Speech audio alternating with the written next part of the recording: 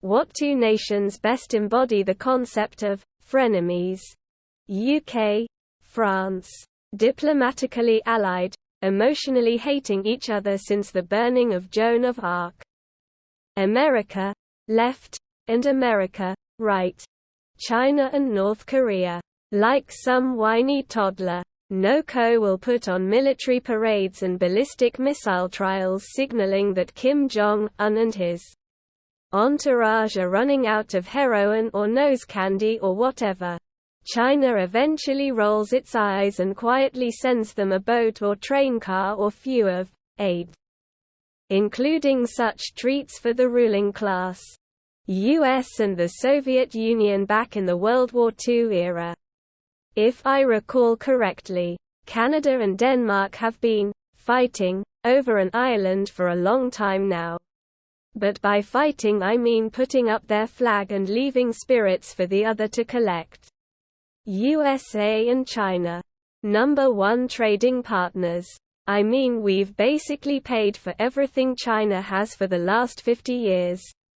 If we ever go to war it is 100% a negotiated measure by the rulers of both nations to reduce the burden our less than necessary lower classes populations as the shiny new underclass rolls off the factory floor to take their place without a whine or whinge. But just a whir. China and Russia probably. China is only friends with Russia when there's a benefit. Russia is only friends with China when they need something. UK and France were the original frenemies. They're on-again off-again allies and have fought many wars against each other just to work together again years later. The rest of Europe and France, nobody likes France. The US and Mexico. Turkey and Greece. Them being both in NATO makes for a very weird situation considering their shared history. India and Pakistan. Singapore and Malaysia. I think they hated each other until the Five-Nation Alliance. USA and Saudi Arabia. I mean, can we all agree they suck? America and Russia. Netherlands and Spain. China, Russia. Singapore. Malaysia. Watching the politics between the two is like watching a pair of siblings squabble.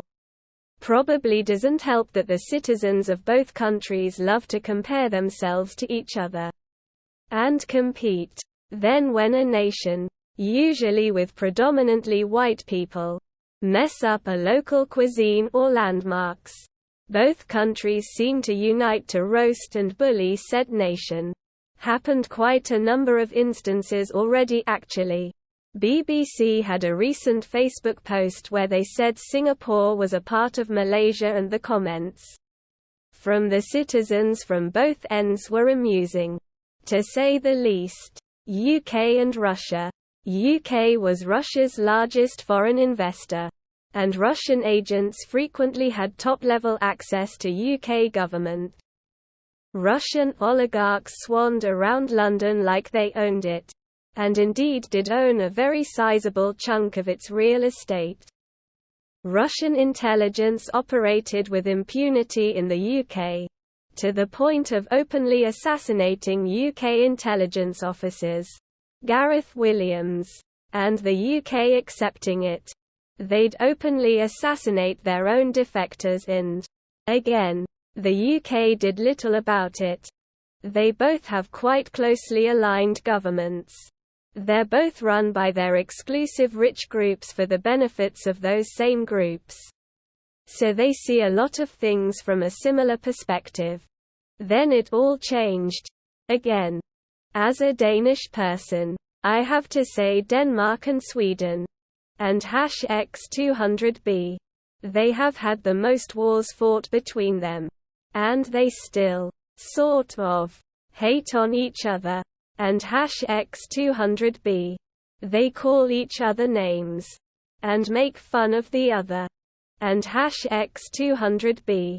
But other than that, Danish and Swedish people do get along quite well. And some Danish people work in Sweden. And it also goes the other way around. Canada and the USA when Trump was in power. El Salvador and Honduras. Look up the soccer wars. We literally speak the same Spanish. Same accent. Same slang. Same food. Same cadence. And even escape Central America through the same route, yet were hostile towards each other. Germany and Russia. Too soon. Japan and South Korea. USA and China. In fact, pretty much the entire Western world and China.